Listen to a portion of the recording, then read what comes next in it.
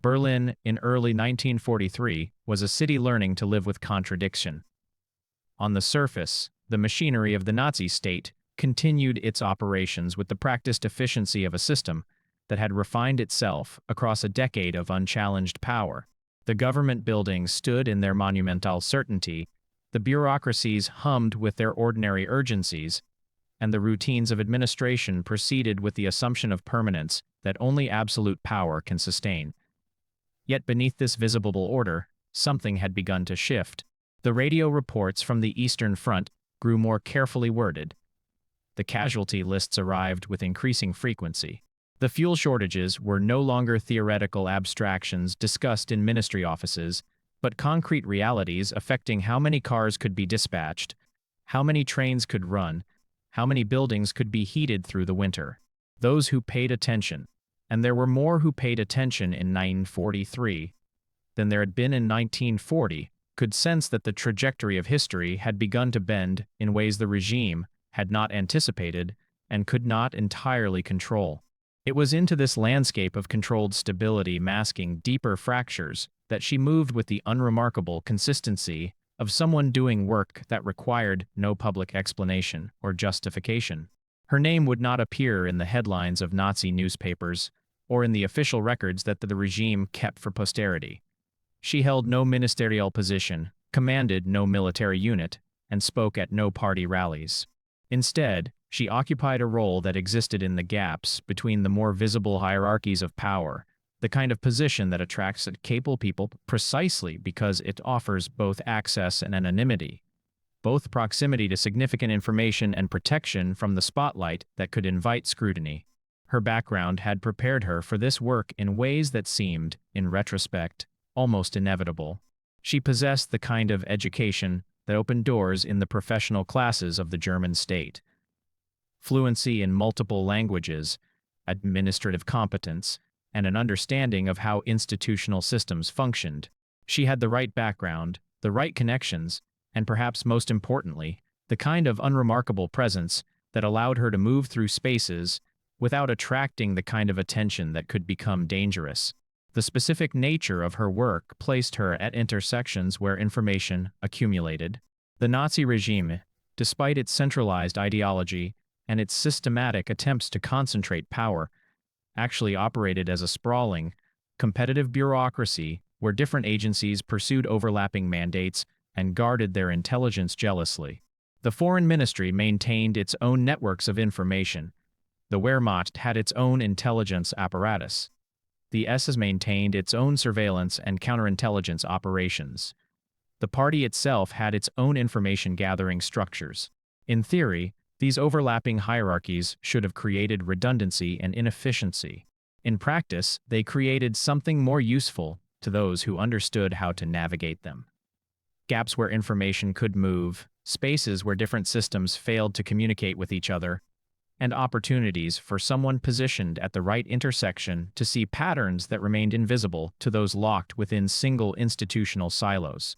She worked in one of these intersections, her role sufficiently technical and sufficiently unglamorous that no one thought to question why she had access to what she had access to, or what she might do with information that passed through her hands. By 1943, the paranoia within the Nazi state had reached a fever pitch that was becoming almost pathological. The regime had built its power partly through surveillance, through the creation of networks of informants and the cultivation of fear that any utterance could be reported and any skepticism could be interpreted as disloyalty. Yet this very system of suspicion, while effective at crushing organized opposition, created a kind of informational fog that affected even those at the highest levels of government. People began to distrust what they were being told, not because they doubted the regime's power, but because they understood that information was being manipulated, filtered, and shaped according to political necessity rather than objective reality. Officers returning from the Eastern Front brought stories that contradicted official reports. Statistical analyses of production capacity didn't align with the optimistic claims being made in party meetings. The gap between what was being said publicly and what was being whispered privately had grown large enough that it was beginning to affect decision-making at the highest levels of government. And into these gaps moved people like her, people who had access to information that could clarify reality, or at least provide a different perspective on what reality actually was. The machinery of the Nazi state in early 1943 was also beginning to show signs of strain that would have been unthinkable just 2 years earlier. The economic situation was deteriorating more rapidly than official statistics acknowledged. The manpower situation was becoming critical as more soldiers were needed on multiple fronts simultaneously. The bombing campaign against German cities, while still limited compared to what would come later, was beginning to show what sustained aerial bombardment could achieve. The foreign policy situation had grown complicated in ways no amount of ideological certainty could resolve. And beneath all of this, the security apparatus was beginning to turn more intensively inward, investigating not external enemies, but potential disloyalty within the regime's own structures. This created a peculiar psychological environment where ambition and fame aim almost indistinguishable, where caution became a survival strategy, and where the simple possession of certain kinds of information could become either a source of power or an instrument of one's own destruction, depending on how that information was used and who discovered its use. She existed within this environment with a kind of deliberate invisibility. She was not the sort of person who inspired loyalty or enmity, who generated gossip or attracted the kind of personal attention that could become dangerous. She performed her work competently, maintained professional relationships without developing intimate friendships, and existed within the bureaucratic structure in a way that was so thoroughly normalized that her presence ceased to register as unusual or noteworthy. And yet, or perhaps precisely because of this invisibility, she was in a position to understand things about the regime's actual operational situation that contradicted what was being said in official channels. She'd see the gaps between what was being claimed and what was actually happening.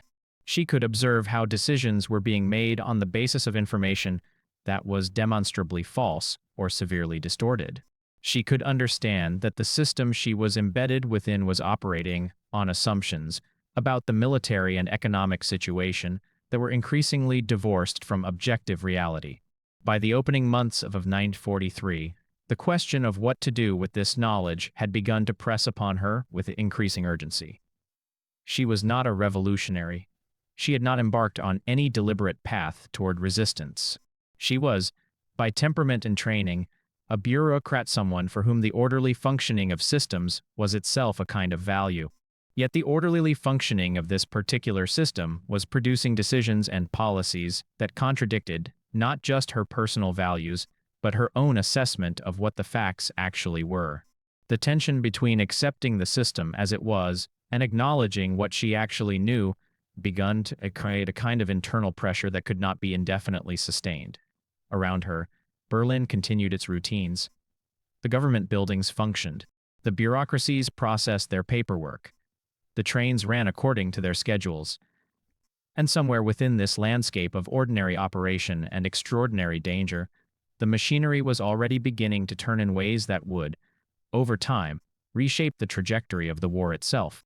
The architecture of the Nazi state, despite all the propaganda about unified leadership and monolithic party authority, was in reality a maze of competing bureaucracies, each jealously guarding its own intelligence networks and institutional prerogatives.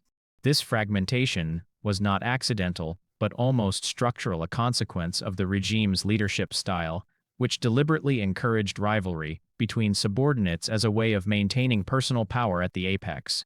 The Foreign Ministry maintained diplomatic channels and intelligence sources across Europe and beyond. The Wehrmacht's high command operated its own military intelligence apparatus with the confidence of professionals who had been gathering strategic information long before the party came to power. The SS, under Himmler's control, had constructed an almost separate state within the state, with its own security forces, its own intelligence networks, and its own sources of information independent of any other agency.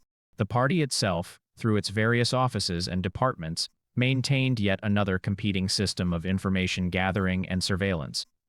In theory, this redundancy should have strengthened the regime's overall intelligence picture. In practice, It created some far more useful to understood how to navigate it. Systematic blind spots where information failed to flow between departments, gaps where different agencies contradicted each other, and opportunities for someone positioned at the right intersection to see patterns and possess knowledge that remained fragmentary or invisible to those locked within single institutional channels. Her position sat precisely at one of these intersections.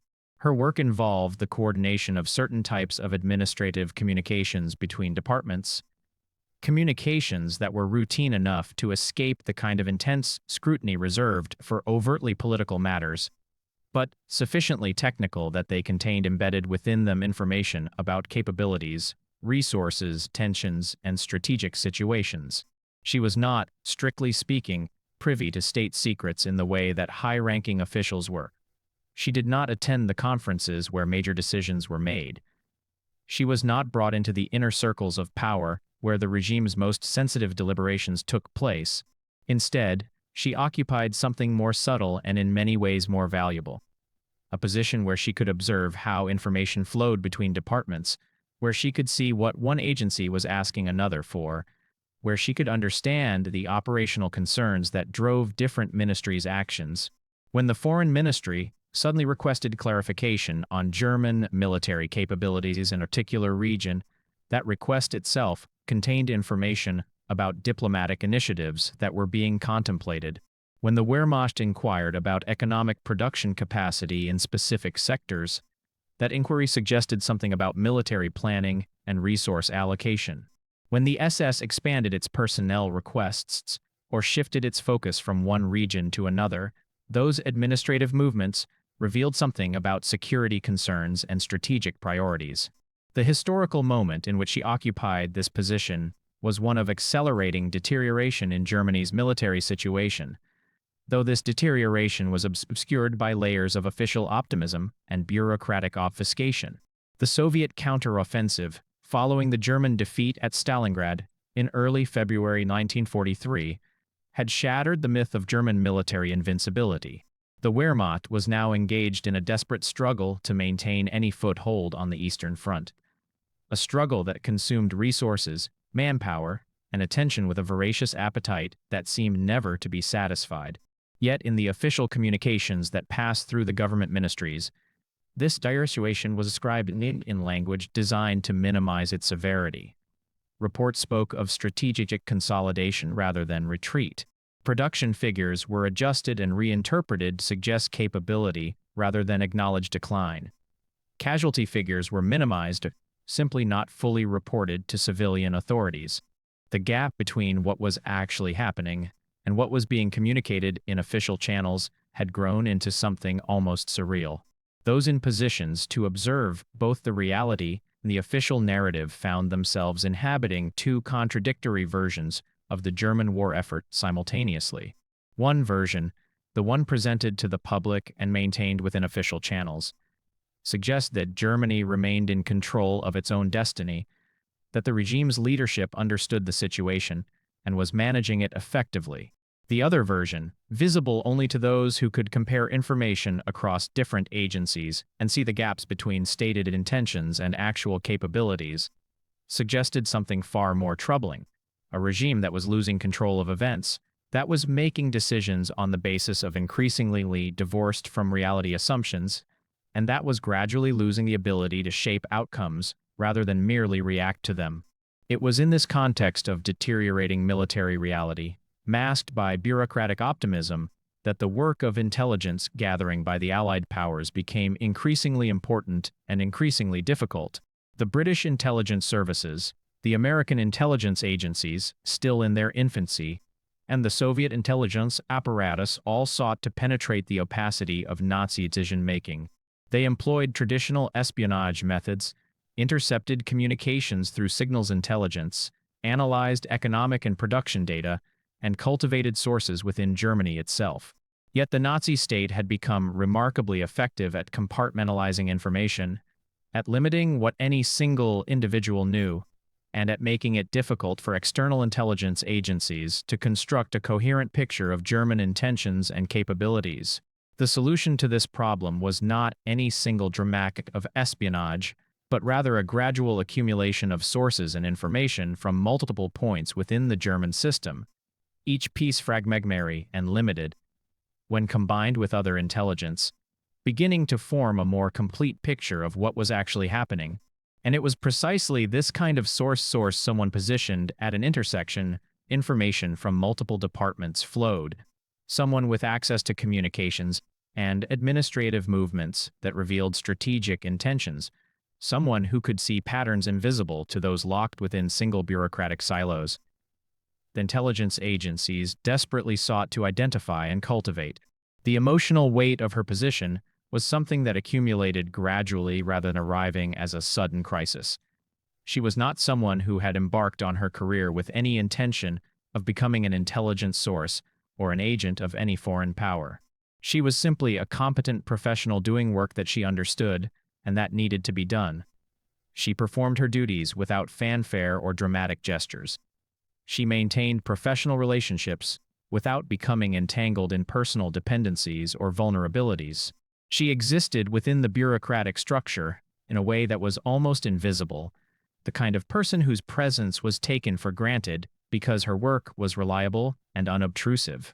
Yet this very invisibility and competence had placed her in a position where she could see things that the regime's own leadership often could not see, where she understood the actual state of affairs in ways that contradicted what was being presented in official reports. And this knowledge, once possessed, created a kind of internal tension that could not be easily resolved.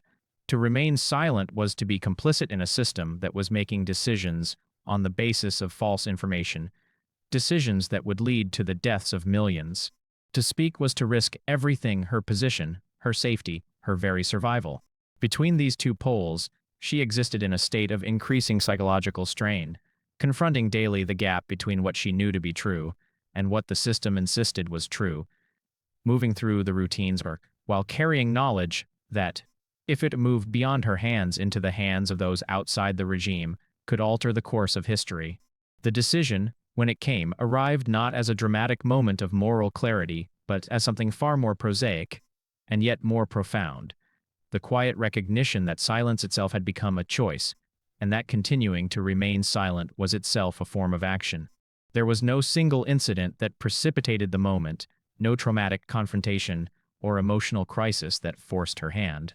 Instead, there was the accumulated weight of months spent observing a gap between reality and official narrative, the growing awareness that the regime was operating on assumptions about military and economic situation that were fundamentally divorced from what she knew to be true, and the slow dawning that this knowledge, if it remained locked within her mind and within the compartmentalized structures of the Nazi bureaucracy, would contribute to decisions that would extend, multiply casualties, and perpetuate a system whose moral bankruptcy has become apparent to anyone willing to see it clearly. The transition from observer to actor was not marked by any external sign or moment of visible commitment. It was instead something that happened in the interior space of her own consciousness, a shift in how she understood her responsibilities and what her silence meant in the context of a war that was consuming millions of lives. What she possessed, when she finally acknowledged that she was willing to transmit it, was not a single document or dramatic revelation that would immediately alter the course of the war. What she possessed was something more valuable in its way: access to information that revealed patterns, movements, and strategic intentions embedded within the ordinary communications of the German bureaucracy. She could articulate what the Wehrmacht was requesting in terms of resources and capabilities. She could describe the movements of SS personnel and security apparatus, revealed shifts in the regime's security concerns. She could provide details about economic production figures and resource allocation that contradicted what was being claimed in official reports. She could offer insights into how information flowed, or failed to flow, between different agencies, revealing structural vulnerabilities in the regime's decision-making apparatus. She could describe the actual state of military morale based on what she could observe in communications from the front. Individually, none of these pieces of information was revolutionary or necessarily unknown to Allied intelligence agencies operating through other sources. Collectively, however, they provided corroboration, filling in gaps in the intelligence picture, confirming suspicions, and allowing external analysts to construct a more coherent understanding of what was actually happening within Germany. The mechanism by which information could move from inside Germany to the Allies was itself a carefully constructed system that had been developed over years of underground resistance work and intelligence operations. There were channels precarious, dangerous, but existent through which information could be transmitted to neutral countries like Sweden, Switzerland, and Turkey, countries that maintained diplomatic relations with Germany even as they cultivated relationships with Allied intelligence services. There were individuals, in Berlin and other German cities, who had become convinced that the war was lost, and that Germany's future lay in establishing connections with the inevitable post-war order that would emerge after German defeat. There were operational networks, many of them only loosely connected to each other, through which messages could be passed, dead drops established, and communication maintained with intelligence agencies outside the Reich. These networks operated with extreme caution, aware that a single security breach, a single person talking to the wrong individual, could result in the immediate arrest and execution of everyone involved. They moved slowly and carefully, double-checking identities, verifying motivations, ensuring that infiltrators and provocateurs could not penetrate their operations. And it was into one of these networks that she made contact, initiating a process that would commit her irrevocably to a course of action whose consequences she could not fully predict or control. The actual mechanics of the first transmission were mundane in their execution, but profound in their implications. A meeting arranged through careful intermediaries in a public place in Berlin, a café, a park, a train platform, where two individuals could encounter each other as if by chance, exchange a few words, and in that brief moment transfer a small package of information. The information itself was encoded, written in a format that would be meaningless to anyone who intercepted it without possessing the key to its decryption. The physical object was small enough to be easily concealed, ordinary enough that its possession would not attract suspicion if discovered in a routine search. The transmission itself took perhaps 30 seconds, a moment so brief and so ordinary in its appearance that no one observing it would have understood that it represented the crossing of a threshold, the initiation of consequences that would ripple outward in ways that neither she nor anyone else could fully anticipate. After the transmission, she returned to her routines. She went to her office, performed her work, attended her meetings, and maintained the carefully constructed facade of ordinariness that was essential to her survival. The information, meanwhile, began its journey outward, moving through the networks and channels that had been established for precisely this purpose. In the offices of British intelligence, in the buildings of American intelligence agencies, still finding their way in a landscape of espionage and covert operations, and in the apparatus of Soviet intelligence, operating through its own networks and methods, the information, when it finally arrived, was received with the mixture of interest and skepticism that characterizes the response of professional intelligence analysts. Any new source. Who was this person? What were their motivations? Could they be trusted? Or were they potentially a German deception operation, feeding false information designed to mislead Allied decision-makers? How could the information they were providing be verified against other sources? What gaps did it fill? And what contradictions did it reveal with other intelligence being received through different channels? The work of assessing and validating new intelligence sources is itself a slow, methodical process. Information from a single source, no matter how well positioned, is rarely acted upon immediately or completely. Instead, it is compared with other intelligence, cross-referenced against existing knowledge, analyzed for consistency and plausibility, and gradually integrated into the larger intelligence picture that the Allies were constructing of the German war effort. Yet over time, as additional transmissions arrived, as the information proved consistent with other intelligence sources, and began to fill in gaps that analysts had identified, the credibility of this new source gradually increased. What had begun as one voice among many voices claiming to possess inside knowledge of German intentions gradually became recognized as something more valuable. A source that provided consistent, verifiable, and strategically significant information about the actual state of German military and economic capacity. For her, the completion of the first transmission and its successful delivery marked a moment of transition whose full weight was only gradually understood. She had crossed a threshold from which there could be no return. She was now, whether the Allies chose to act on her information or not, an intelligence source, a spy in the most literal sense, an individual engaged in espionage against the regime she lived within and worked for. The consequences of discovery would be swift and absolute. The regime's response to espionage was not imprisonment or exile, but execution, typically carried out with the casual brutality that characterized Nazi security operations. Yet having crossed this threshold, she could not uncross it. The die was cast. The machinery had begun to turn, and around her, Berlin continued its routines, the bureaucracy proceeded with its daily operations, and the machinery of the Nazi state continued to function as if nothing had changed, unaware that it was now being observed and analyzed those seeking to penetrate and understand its deepest secrets and vulnerabilities. The months that followed the first transmission moved with the peculiar rhythm of wartime intelligence work, where months of careful analysis and methodical validation could suddenly crystallize into operational decisions that moved vast resources and altered the movements of armies. In the intelligence offices of Britain, housed in the Victorian buildings that had been repurposed for the sprawling apparatus of military intelligence, the information from this new source was received, catalogued, and analyzed with the same methodical care that characterized professional intelligence work. Analysts compared her reporting with signals intelligence, derived from intercepted German communications, with economic data gathered from neutral sources and refugee reports, with information coming from other sources embedded within Germany and occupied Europe. Slowly, across weeks and months, a picture began to form. What had initially seemed like isolated pieces of information, fragments that could not immediately be verified or acted upon, began to cohere into a more complete understanding of German capabilities and intentions. When she reported on shifts in Wehrmacht resource requests, those reports could be correlated with signals intelligence showing changes in German military dispositions. When she provided details about economic production figures, those details could be compared with estimates being developed by economic warfare specialists analyzing German resource consumption and capacity.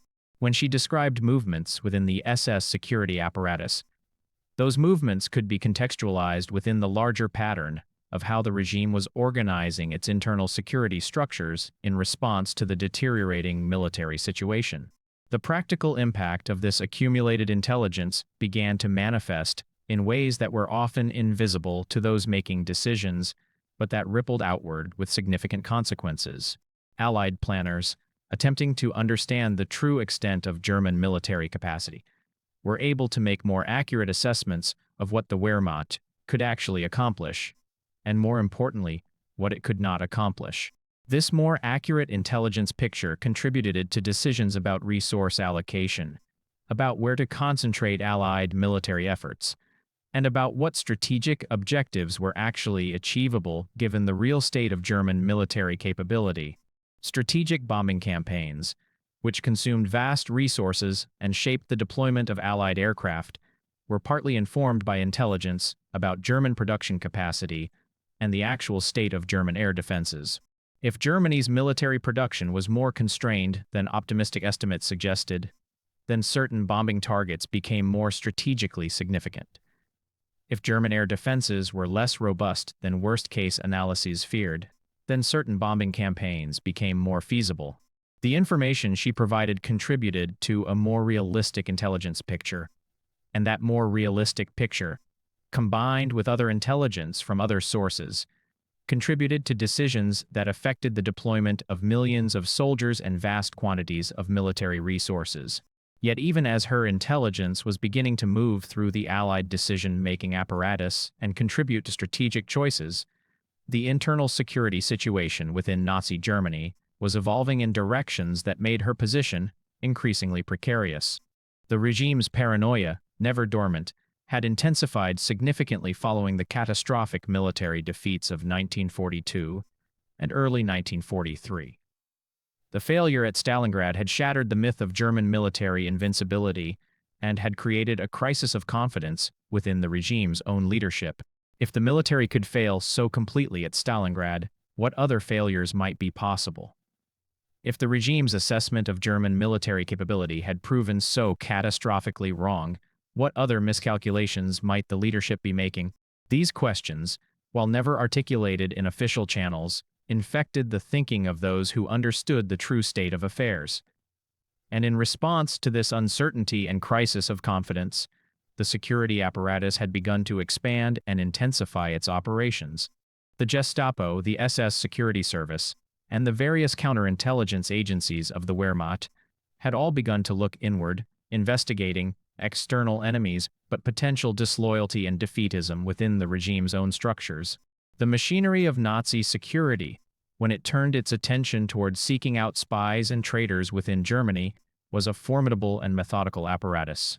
It operated through networks of informants, through the analysis of communications patterns, through the investigation of suspicious behavior, and through the brutal application of interrogation technique designed to extract confession regardless of guilt or innocence.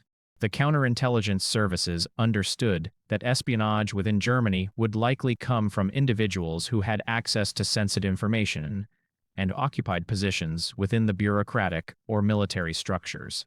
They began a systematic process of investigating individuals in sensitive positions, scrutinizing their behavior for signs of suspicious activity, analyzing their communications for evidence of contact with foreign intelligence services. This investigation was not dramatic or immediately visible. It proceeded through the careful documentation of movements, the analysis of financial transactions, the interview of colleagues and associates, and the gradual accumulation of circumstantial evidence. Individuals who had been passed over for promotion or who were known to have expressed doubt about the regime's policies, or who had traveled abroad and might have developed foreign contacts, all began to attract the systematic attention of security services. Meanwhile, the trajectory of the war itself continued to deteriorate in ways that no amount of official optimism could entirely obscure. On the Eastern Front, the Wehrmacht was engaged in increasingly desperate defensive operations, attempting to maintain a foothold in territory that had been conquered with such apparent ease in 1941. But that was now being contested with ferocious intensity by a Soviet military that had learned from its early defeats, and that was growing exponentially more capable. The summer offensive of 1943, the Battle of Kursk, represented the last major German attempt to seize the strategic initiative on the Eastern Front. When that offensive failed to achieve any decisive breakthrough, when it instead resulted in massive German casualties and territory lost rather than gained, it became clear that Germany had definitively lost the capacity to shape outcomes through military force alone. From that point forward, Germany would be fighting a defensive war, attempting to slow and delay Allied advances rather than attempting to achieve victory. The economic situation was deteriorating in parallel. The bombing campaign against Germany, while still limited in its scale compared to what would come later, was beginning to demonstrate what sustained aerial bombardment could achieve. Industrial capacity was being disrupted, fuel supplies were becoming increasingly constrained, and the mobilization of the entire German economy for war production was reaching its limits.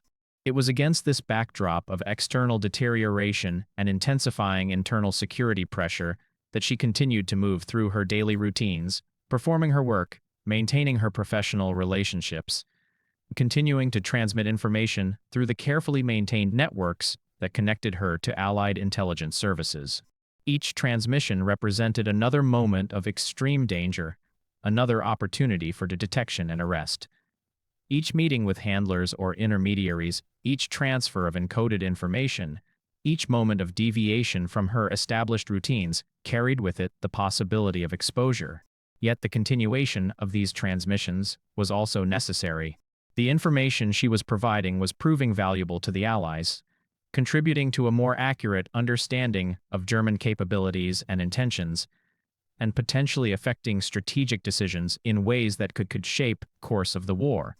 She existed in a state of constant psychological tension, aware that she was being hunted, aware that security services were intensifying their investigations, aware that every day of undetected activity was a day of borrowed time. Around her, Berlin continued its routines. The government buildings stood in their monumental certainty. The bureaucracies processed their paperwork.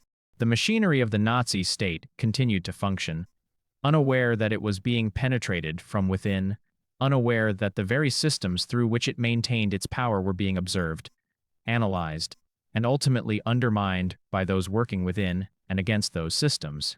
The investigation that would eventually lead to her discovery did not begin with dramatic revelation or sudden accusation. It proceeded instead through the methodical, almost bureaucratic process which the Nazi security apparatus conducted its counterintelligence operations. In the autumn of 1943, as the military situation on the Eastern continued to deteriorate, and as the regime's internal paranoia reached ever more acute levels, the Gestapo and the counterintelligence divisions of the Wehrmachtsabwehr began to intensify their focus on individuals who occupied positions within the bureaucratic and military structures, and who had access to sensitive information. The investigation proceeded through the careful analysis of movements, communications, and financial transactions. Investigators reviewed travel records, attempting to identify unusual patterns of movement, trips that could not be easily explained by official business, or visits to locations that seemed to serve no obvious professional purpose. They analyzed expense accounts and financial records, looking for evidence of unusual transactions, money that could not be accounted for, or resources that seemed disproportionate to an individual's stated salary and position. They interviewed colleagues and associates, attempting to develop a picture of an individual's associations, habits, and potential vulnerabilities. The process was slow and methodical, designed to accumulate circumstantial evidence that could eventually point toward individuals engaged in espionage or other forms of disloyalty. The specific inconsistencies that eventually drew suspicion toward her were, in isolation, relatively minor. There were small discrepancies in her movements that could not be easily explained by her official responsibilities. There were occasions her presence in certain locations seemed consistent with the work she was supposed to be doing. There were financial records that revealed small but regular expenditures that seemed unusual. There were colleagues who, when interviewed by security services, mentioned conversations or observations that, while innocent in themselves, began to form a pattern when assembled together with other pieces of information. None of these individual pieces of evidence was definitive or conclusive, but when assembled together, when cross-referenced and analyzed by professional investigators trained to identify patterns and anomalies, they began to paint a picture of an individual whose activities and behavior did not conform entirely to what would be expected of someone in her position. The investigation proceeded with the characteristic Nazi security apparatus mixture of meticulous documentation and brutal directness. Records were pulled, files were analyzed, and the net of suspicion gradually tightened around her. By late 1943, the apparatus had accumulated sufficient evidence to move toward direct action. The decision to arrest her would have been made at a relatively low level within the security bureaucracy, without necessarily being elevated to the highest levels of the regime's leadership. She was not a prominent figure or an important official. She was a bureaucrat, a mid-level administrator whose disappearance would not attract attention or generate questions at the highest levels of government. She would simply cease to exist within the administrative structure, another victim of the regime's internal security apparatus, another individual who had attracted the suspicion of the security services and had paid the ultimate price for that suspicion. The arrest itself, when it came, would have been conducted with the mechanical efficiency that characterized such operations.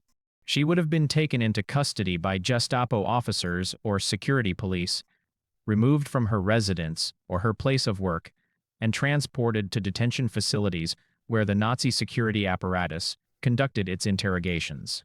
The records that survived the war provide only fragmentary information about what happened to her after that point.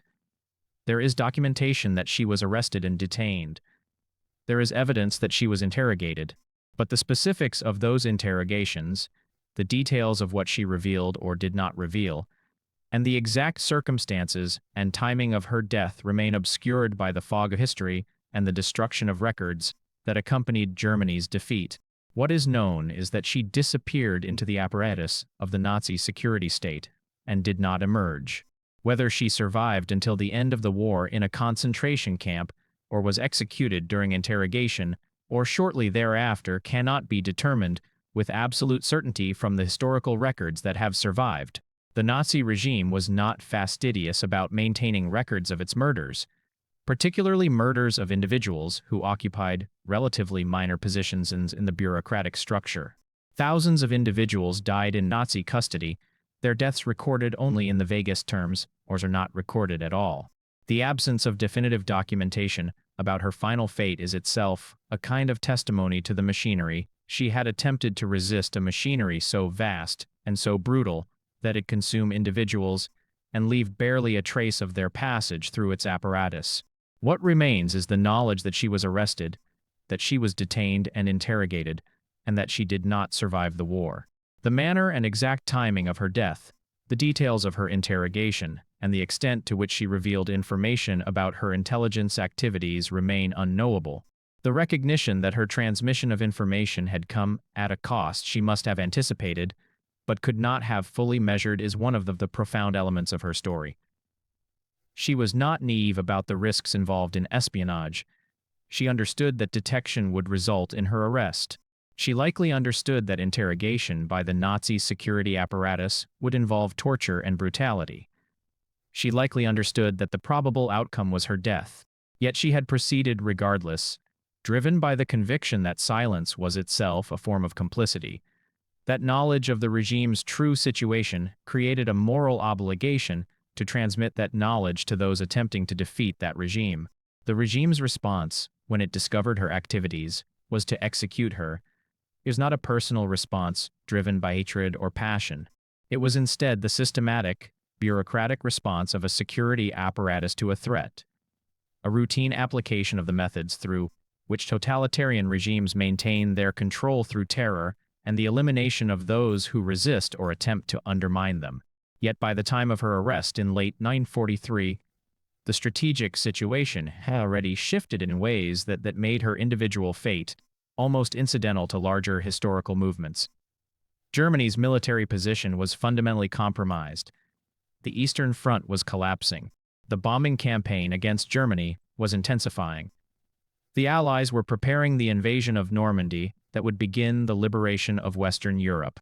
The war would continue for nearly 2 more years after her death, and Germany would not finally surrender until May 1945, but the outcome had already been determined.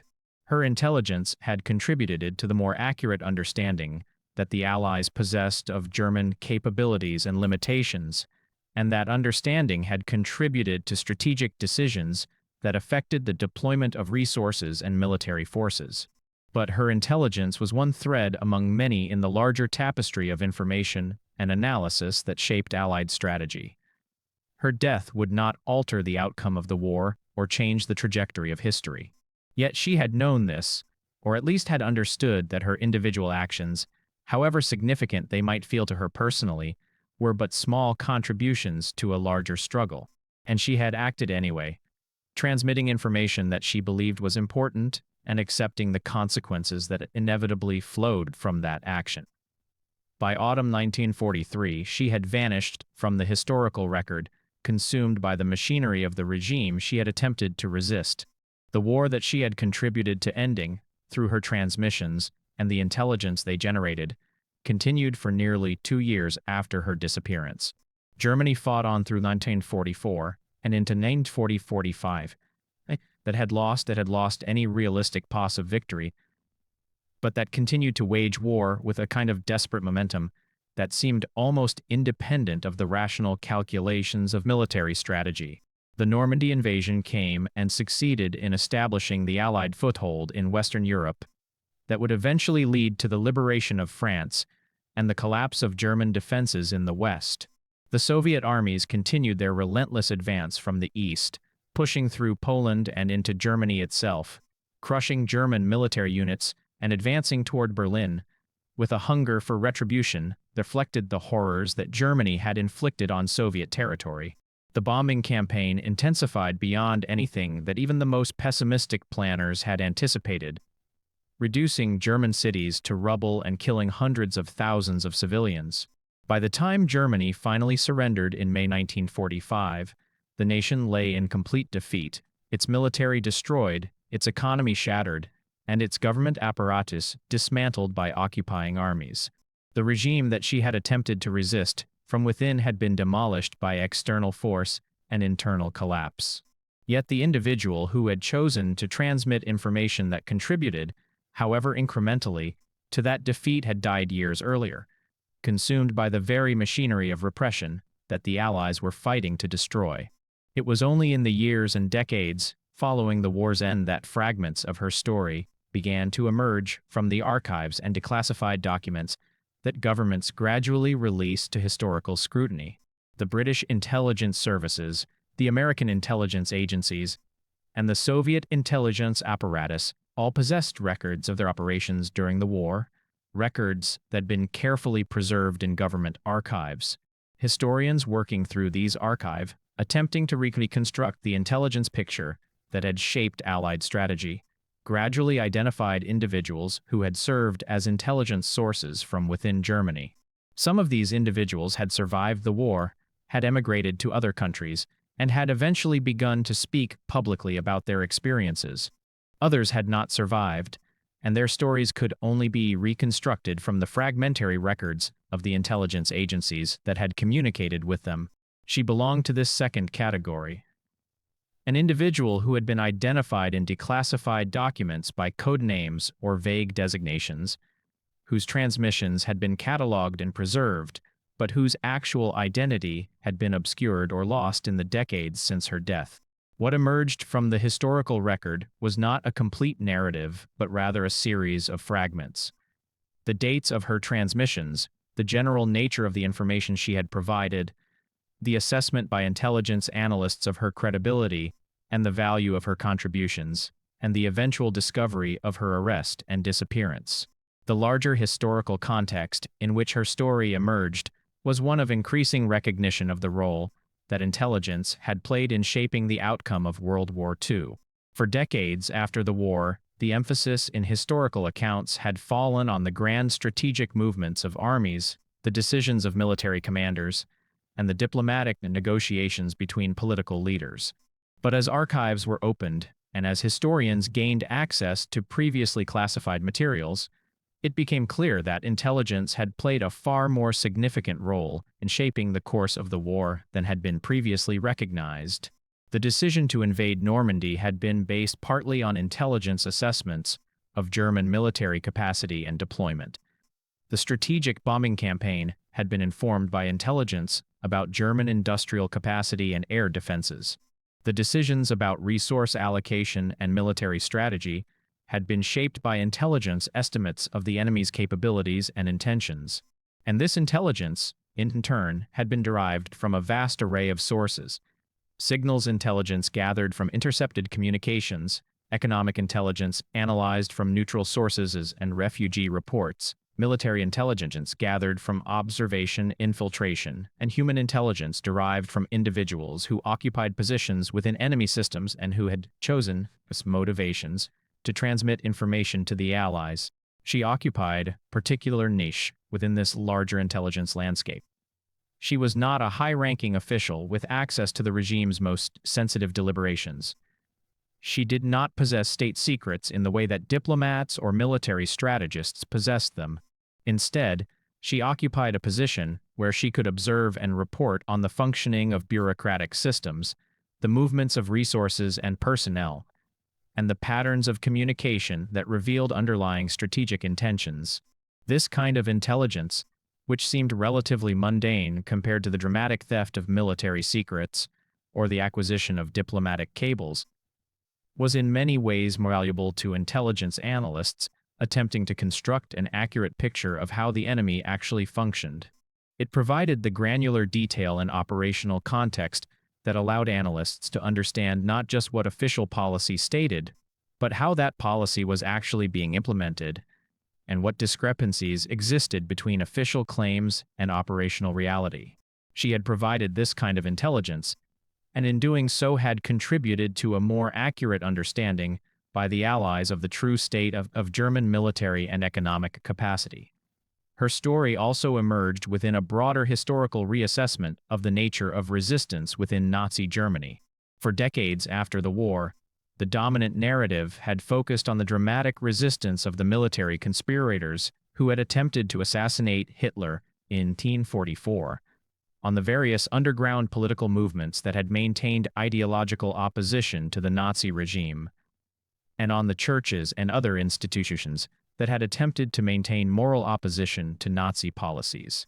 These forms of visible, organized resistance were certainly significant and deserved historical recognition. But as historians delved deeper into the archives and conducted more extensive research, it became clear that resistance within Nazi Germany took many forms, many of them far less visible and far more diffuse than the organized conspiracies or underground movements. There were individuals embedded within the regime's own structures who, motivated by moral conviction, prudent calculation, or simple recognition that the regime was pursuing policies that would lead to catastrophe, had chosen to undermine those systems from within. Some of these individuals transmitted intelligence to the Allies. Some of them deliberately slowed or obstructed the implementation of Nazi policies through bureaucratic means. Some of them used their positions to protect individuals targeted for persecution. None of these forms of resistance were visible to the public at the time. Most of them were conducted in complete secrecy, with the individuals involved risking detection and execution. Yet cumulatively, these acts of resistance constituted a significant factor in the undermining of the regime. She belonged to this category of resistance, not the dramatic, visible resistors who acted in the open and whose actions could inspire and mobilize others, but the quiet, embedded resistors who operated within systems of power and who chose to act against those systems despite knowing that detection would result in death. Her sacrifice was made without any expectation of public recognition or historical fame. She could not have known that decades after her death, historians would piece together fragments of her story from declassified documents and would recognize her contribution to the defeat of the regime she had resisted. She could not have known that her name would eventually surface in historical records, that scholars would study her transmissions, and that she would be recognized as a significant intelligence source. Yet she had acted regardless, driven by convictions that seemed her sufficient in themselves, without any need for external validation or historical recognition. And in that choice, in that willingness to sacrifice everything for principles that she believed to be important, even though those principles could not be publicly advocated and her sacrifice could not be publicly acknowledged, she embodied something about the nature of human resistance to tyranny that transcends the narratives of history and reaches down to the level of individual moral choice. The collapse of Nazi Germany resulted from countless decisions, each made by individuals operating within their own limited sphere of knowledge and authority.